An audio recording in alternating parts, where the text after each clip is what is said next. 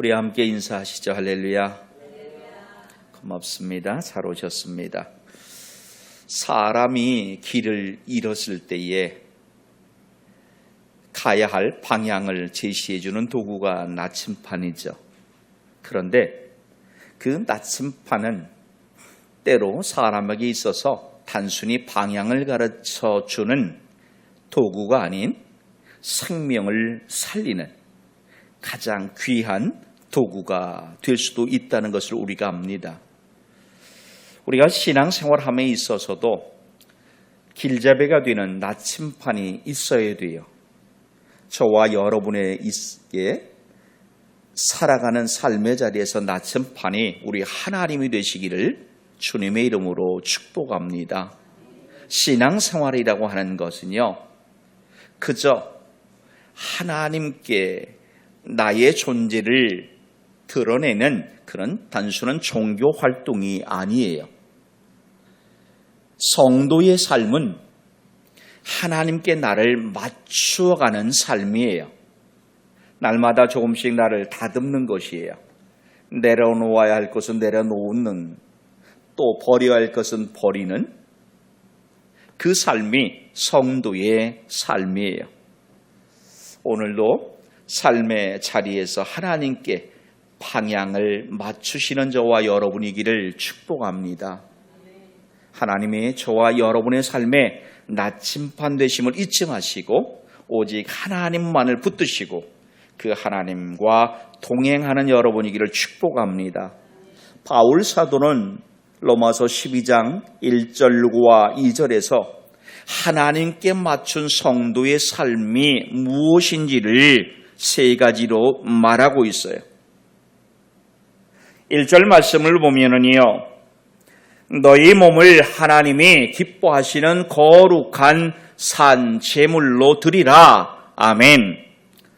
우리의 말과 행동, 더 나아가 시간과 물질까지 하나님의 기쁨이 되도록 드리는 삶.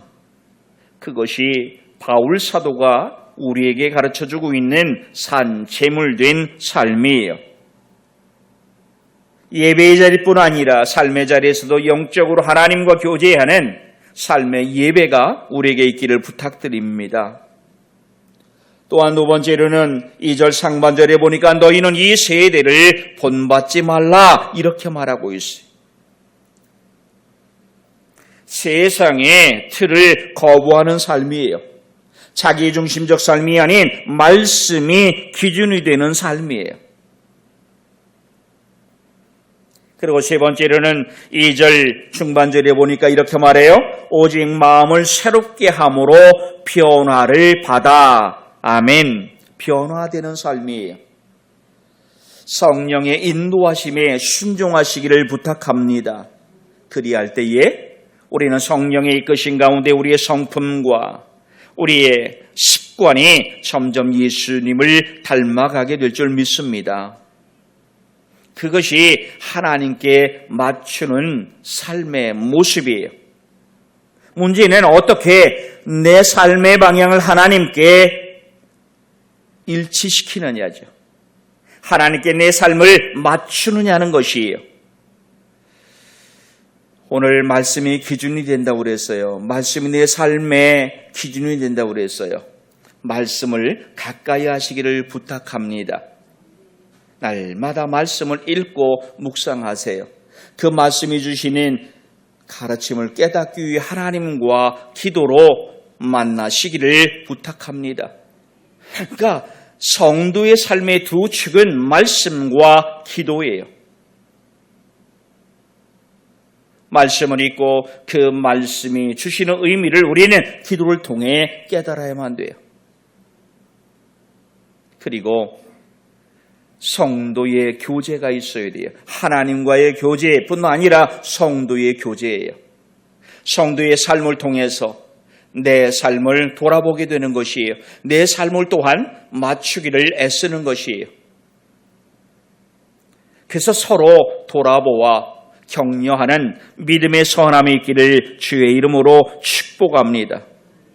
그렇게 하나님께 맞춘 성도된 삶, 그것이 사도행전 16장에 나와 있는 바울 사도와 그 일행의 모습이죠.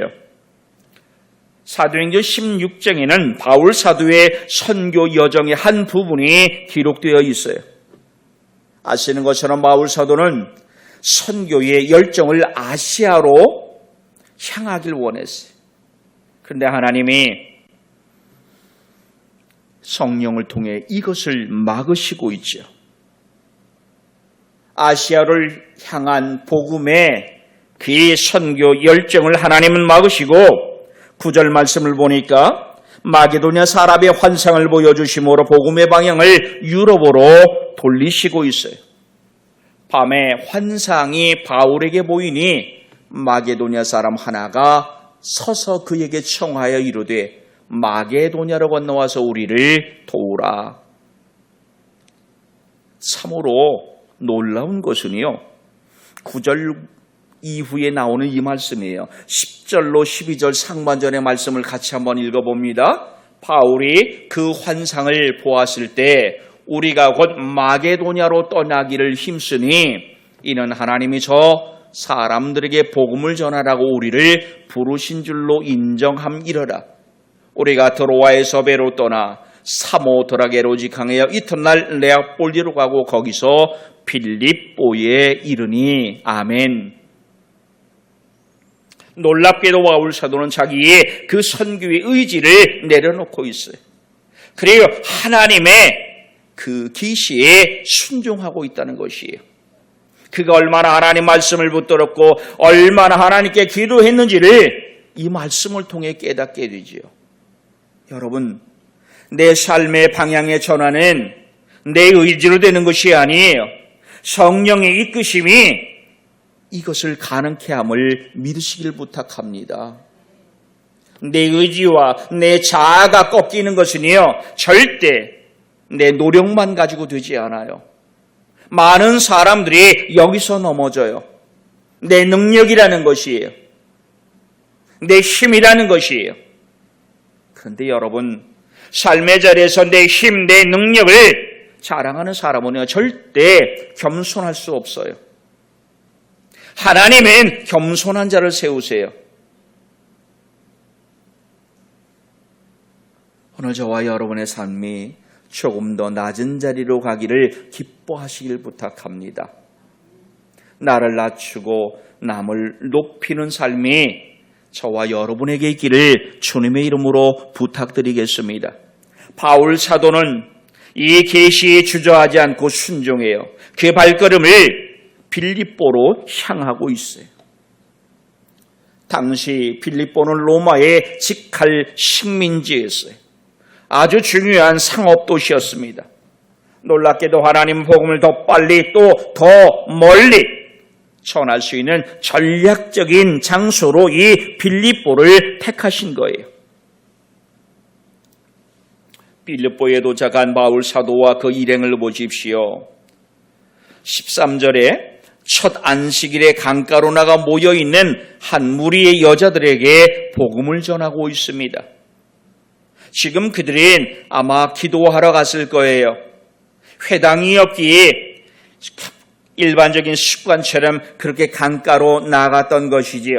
혹시나 다른 유대인은 없을까 찾아보려는 심사도 있었을 겁니다. 기도하기 위해 또한 같이 하나님께 예배할 수 있는 무리를 찾기 위해 나아갔던 것이, 그리고 그곳에서 그들은 한 무리의 여자들을 만나죠. 그 이 무리 중에 루디아라고 하는 여인이 있습니다. 14절 말씀을 보면은 두아디라 출신의 자색 옷감 장사라고 말하고 있어요. 당시에 이 자색 옷감은 일반 서민들이 사용하기 어려운 그러한 옷감이었다고 하죠. 어떤 고관이나 부자들이 사용하는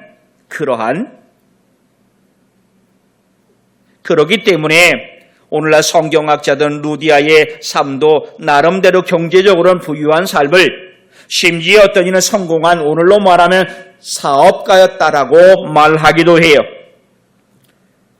놀랍게도 여러분, 이 루디아라는 사람이 누굽니까? 14절 말씀에 보면은 참으로 재밌는 말이 있어요. 여러분, 저 세 번째 줄에 있는 말씀을 같이 한 번만 읽어볼까요? 한 여자가 시작 말을 듣고 있을 때 주께서 그 마음을 열어 바울의 말을 따르게 하신지라. 아멘. 이 여인은요, 하나님을 섬기는 여인이었어요. 그러니까 이미 하나님을 찾은 여인이에요. 그런데 아직 예수님의 복음은 모르는 여인이었죠. 바울은 의도치 않게 그 무리에게 말씀을 전한 것이에요. 하나님의 복음을 전했어요. 예수 그리스도를 전했어요. 그랬더니 놀랍게도 주께서 그 마음을 열어주셨다고 말하고 있어요. 정말 놀라운 일이 일어났어요. 루디아의 마음을 여셔서 바울 사도의 말을 따르게 하셨어요. 우리는 이 사건 안에서 정말 귀한 두 가지 가르침을 배우게 되는데, 그 첫째가 사람의 마음을 여는 것. 그것은 우리의 노력이 아니라는 거예요. 하나님이라는 거예요. 전도와 선교도 다르지 않아요. 내 지식 가지고, 내 경험 가지고 하나님을 전하는 것이 아니에요. 내 기술로 열정으로 하나님의 복음을 전하지만 중요한 것, 생명을 허락하시는 분은 하나님이세요. 마치 바울 사도의 고백처럼 심고 물을 주는 것은 우리가 할 수 있지만 자라게 하시는 것은 하나님이세요. 이 진리를 믿는 저와 여러분이기를 주의 이름으로 축복합니다. 오늘 하나님이 우리의 마음을 여신 거예요. 그래서 우리 마음에 하나님의 복음이 심어진 거예요. 바울이 심을 때에 하나님이 그 마음을 열어주셨어요. 오늘 여러분, 하나님의 말씀을 사모하십시오. 그리고 하나님과 삶의 자리에서 날마다 기도로 동행하시기를 부탁드리겠습니다. 때를 어떤지 못 어떤지 어느 장소와 상관없이 하나님의 복음을 전하는 저와 여러분이기를 부탁드리겠습니다. 그리할 때에 하나님은 예비한 사람을 통해서 교회의 역사를 시작하신다는 것이, 이후에 루디아의 집은 교회의 모임 장소가 된 거예요. 가정교회가 되었어요. 놀랍게도 이 여인의 믿음이 빌립보 교회의 기초가 되었다라는 것이에요. 15절 말씀을 보니까 성경은 이렇게 말해요. 그와 그 집이 다 세례를 받고 우리에게 청하여 이르되, 만일 나를 주 믿는 자로 알거든 내 집에 들어와 유하라 하고 강권하여 머물게 하니라. 아멘. 바울 사도가 복음을 전할 때에 거기에 루디아가 있어요. 하나님이 루디아의 마음을 열어서 루디아가 바울이 전한 복음을 받아들이게 했어요. 복음을 받아들인 루디아는 그의 온 집안에 하나님을 소개해요. 예수님을 소개하는 것이에요. 바울 사도를 통해서 온 집안이 세례를 받았다고 성경은 말하고 있어요. 여러분, 루디아와 그 일행이 세례를 받은 장소는 어디였을까요? 그 15절 말씀을 가만히 보면 이렇게 말하잖아요. 내 집에 들어와 유하라. 만약 바울 사도와 그 일행이 루디아의 집안에서 이렇게 하나님의 복음, 즉 예수님의 복음을 전하고 세례를 주었다면 들어와라는 말을 쓰지 않겠죠. 그렇다면 루디아는 그 온 집안 사람들을 어느 장소로 불렀던 것 같아요. 혹시라도 그 강가는 아니었을까요? 그곳에서 세례를 받고 놀랍게도 그의 집으로 이 무리들을 초청하고 있어요.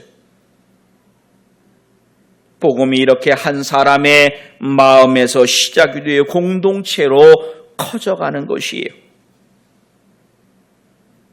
그리고 본문의 전개는 갑자기 다른 내용을 펼치고 있어요. 누디아라는 이 한 여인의 사건이 아닌 또 다른 한 여인의 사건을 기록하고 있죠. 16절 말씀을 보십시오. 성경은 이렇게 기록하고 있어요. 우리가 기도하는 곳에 가다가 점치는 귀신 들린 여종 하나를 만나니 참으로 그 주인들에게 큰 이익을 주는 자라. 아멘.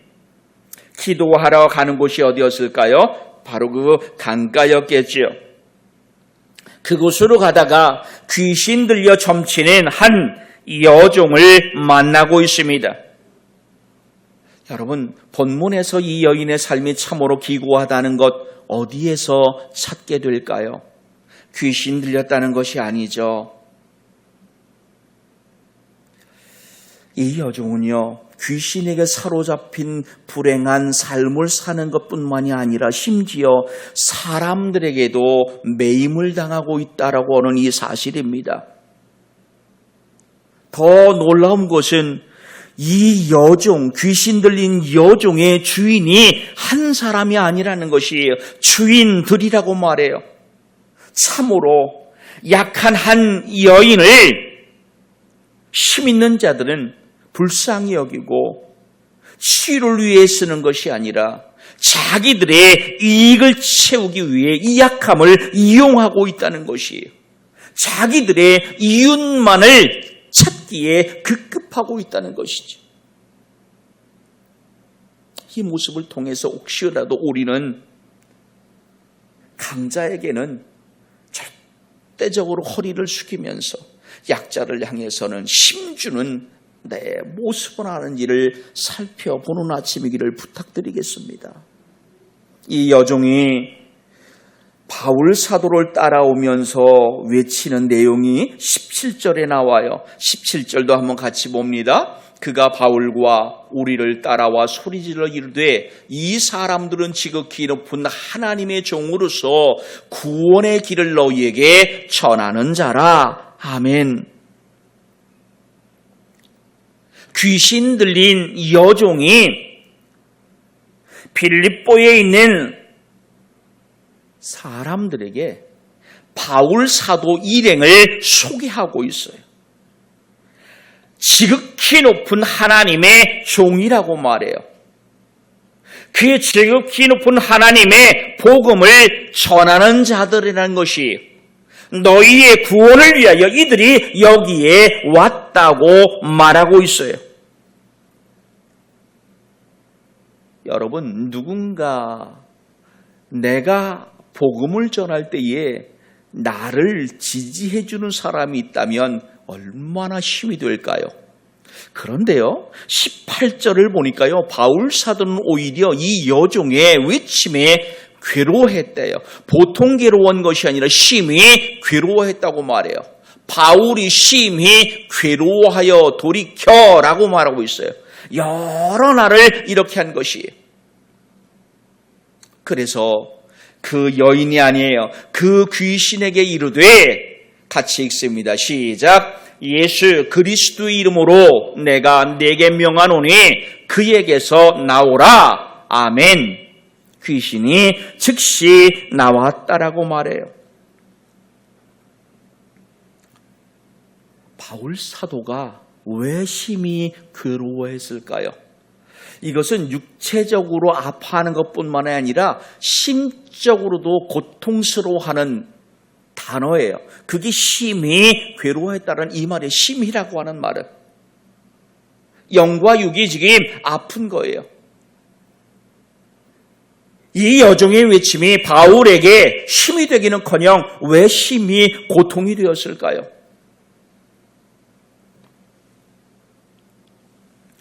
여종의 그 비참한 삶이 바울 사도를 마음 아프게 한 거죠. 앞서 말했듯 귀신에게 매임받은 사람이에요. 심지어 사람들에게도 매임받은 삶이에요. 그 비인도적 비인간적 모습에 그는 정말 아픔을 느낀 거죠.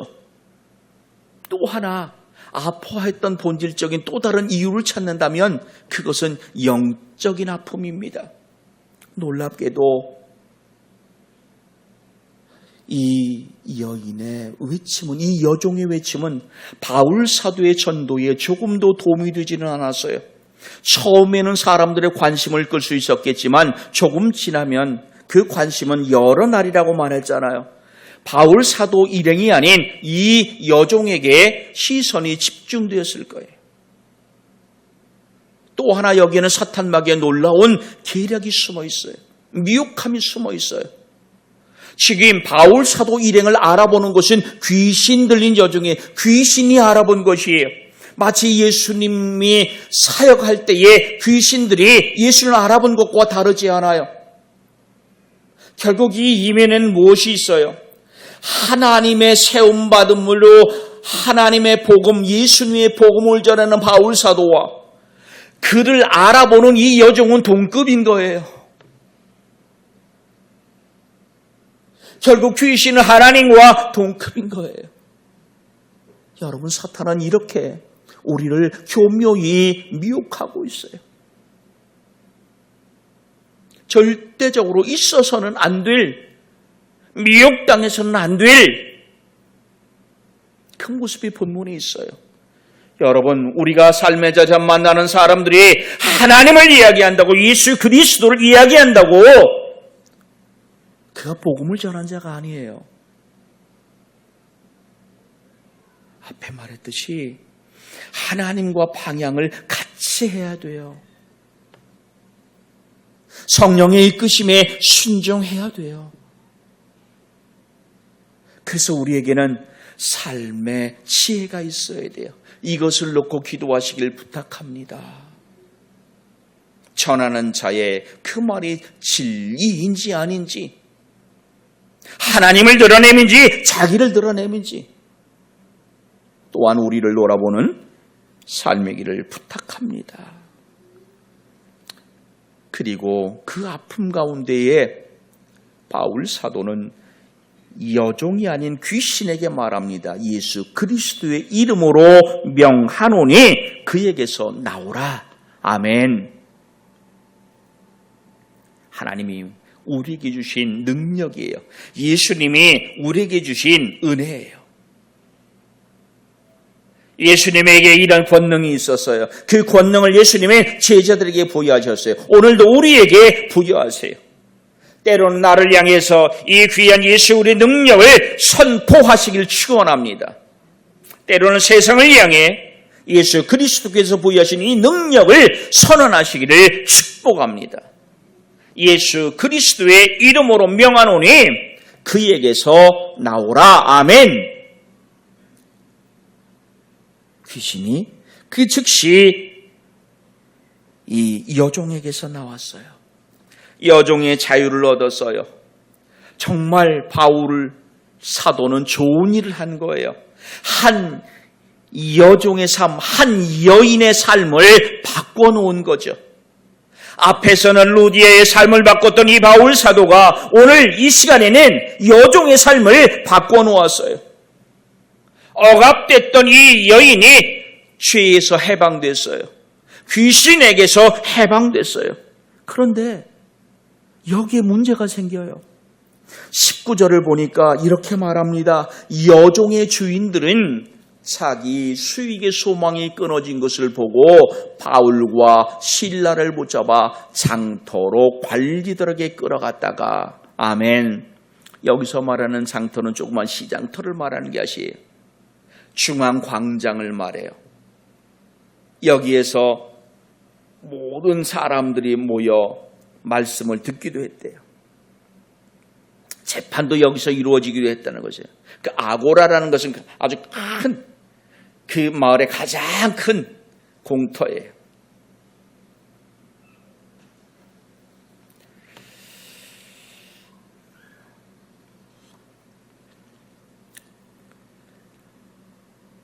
여종의 주인들이 자기 수익의 소망이 끊어진 것을 보고 바울과 실라를 붙잡아 관리들에게로 끌어가고 있어요. 좋은 일을 했는데 그들에게 닥친 상황은 불행이죠. 이처럼 불행은 때때로 상황과 관계없이 찾아와요. 바꾸어 말하면 복음은 사람을 죄와 억압에서 해방시키지만 그 변화로 인해 누군가는 불편할 수 있어요. 누군가는 손해가 될 수도 있어요. 마치 이와 같은 거죠. 한 예를 들면 흔히 말하는 도박을 하는 사람이 있어요. 그는 누구에게 이익을 줘요? 도박장을 운영하는 사람에게 이익을 주겠죠. 그런 그가 그 도박을 끊었어요. 안타까운 것은 도박장 주인에게는 손해인 거예요. 그 상황과 별로 다르지 않아요. 한 여인의 억압에서의 해방은 또 반대편에 있는 사람들에게는 손해였던 거죠. 이처럼 복음의 해방은 세상의 불편한 진실을 드러내기도 해요. 20절과 21절에 보면은 그 상관들에게 바울과 실라를 데리고 간 이 사람들이 뭐라고 말하고 있습니까? 이 사람들은 유대인인데 우리 성을 요란케 한다. 로마 사람인 우리가 받지도 못하고 행하지도 못할 풍속을 전한다. 이렇게 말하고 있어요. 지금 이 사람들이 이 광장터로 끌고 간 이유는 하나죠. 그들이 손해를 봤기 때문입니다. 그런데 그들이 손해본 내용은 뒤로 하고 또 다른 두 가지 이유를 제시하는데 하나는 유대인들인데 이들이 다른 신앙을 전한다는 거예요. 이 이야기를 들은 그 무리를 다수가 로마인들이었을 것이에요. 그 무리가 일어나 함께 고발할 때에 22절 본 상관들이 어떻게 합니까?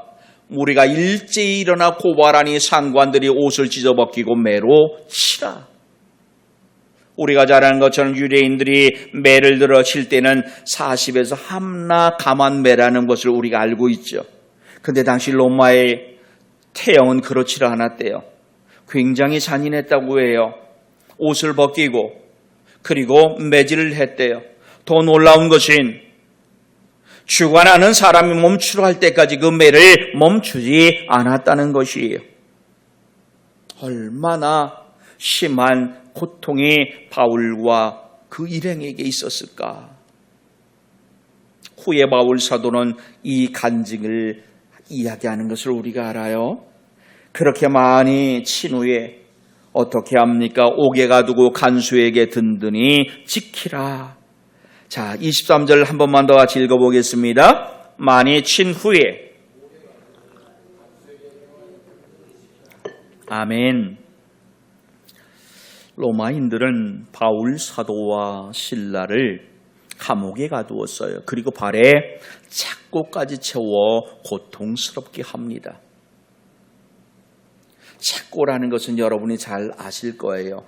목에다 하는 목칼이 있듯이 발에다 채우는 칼이에요.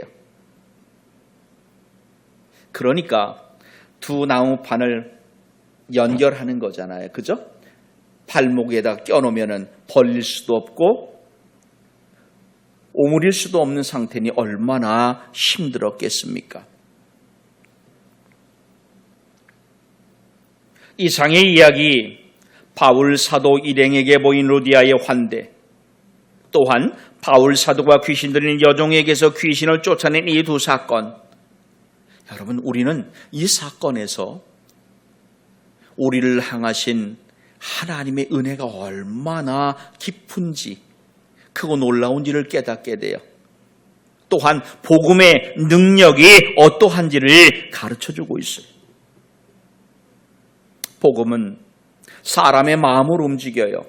사람의 마음을 열어 그를 변화시켜요. 루디아가 열린 마음으로 복음을 받아들일 때 그녀의 집이 교회가 되었어요. 전도와 섬김은 내 힘, 설득으로 되는 것이 아니에요. 먼저 성령의 역사와 기도에 의지할 때에 성령께서 이끌어 가시는 은혜임을 믿으시길 부탁드릴게요. 또한 복음은 억압에서 해방시켜요. 귀신 들린 여종이 예수 그리스도의 이름으로 자유를 얻었어요. 우리 주변에도 무언가에 중독되고 두려워하고 상처받아 아파하는 이들이 있어요. 거짓 영에 묶여있는 이들이 있어요. 우리가 이런 삶이 아닌지를 돌아보십시오. 그리고 우리 주변을 한번 돌아보십시오. 교회는 그리고 성도는 이러한 이들을 해방하는 사명을 가진 공동체고 개개인의 사명임을 기억하시기를 부탁드리겠습니다. 복음이 마음을 열어 변화시켜요. 복음이 누군가를 억압에서 해방시켜요. 복음이 공동체를 세워요. 복음은 성령께서 열어주신 한 사람의 마음에서 시작되어 공동체를 세우는 하나님의 능력임을 믿으시길 바랍니다. 루디아의 열린 마음과 환대가 빌립보 교회의 시작이 되었듯 복음은 개인을 변화시켜 억압에서 해방하고 그 변화된 삶의 터전을 통해 하나님 나라 공동체를 확장시켜 나가는 것이 귀신이 나간 이 여종의 이후의 삶은 성경 어디에도 기록되어 있지 않아요. 그렇다면 여러분 우리 한번 이렇게 생각해 보면 어떨까요? 병 고침 받았던 한세병자 10명의 이야기를 우리가 알잖아요. 그죠? 그러면 이 여인은 어땠을까요? 귀신에게서 매인 삶을 살던 이 여인, 귀신이 나간 후에 그가 복음을 받아들였을까요? 빌립보니까 그가 빌립보 이 교회의 교인이 되었을까요? 집에 가서 한번 찾아보세요. 어디에 이 여인의 기록이 있을 수도 있어요. 저는 생각해 보건대 복음을 받아들였어요. 그리고 빌립보 교인이 되었을 것 같아요. 루디아의 가장 힘이 되는 동역자가 되지 않았을까 싶어요. 사랑하는 여러분, 오늘 예배하는 우리에게도 이 복음의 능력이 경험되어지기를 축복합니다. 마음 열어 예수의 이름을 붙들고 그 은혜를 이웃과 나누는 삶이기를 부탁합니다. 세상은 복음을 전하는 우리의 모습에 불편해할 수 있지만 복음은 절대로 매일 수 없어요. 오늘 우리가 영적 분별력을 가지고 예수 그리스도의 이름을 붙잡고 복음을 흐리게 하는 모든 것들을 단호하게 배격하는 삶이기를 부탁합니다. 루디아의 집이 빌립보 교회의 출발이 되었듯이 오늘 나의 가정과 직장과 학교가 복음을 품으면 작은 교회 선교 기지가 될 수 있음을 명심하시기 바랍니다. 그래서 내 가정과 삶의 자리, 성령의 역사를 의지하는 기도 가운데 복음의 터전이 될 수 있기를, 작은 교회와 선교 기지가 될 수 있기를 주의 이름으로 축복합니다. 기도합니다. 하나님, 삶의 자리에서 하나님과 동행하는 삶이게 하시옵소서. 성령의 이끄심에 순종하게 하시고 성령의 붙드심에 의지하는 삶이게 하시옵소서. 하나님께 삶의 방향을 맞추게 하시옵소서. 감사하며 예수님의 이름으로 기도하옵나이다. 아멘.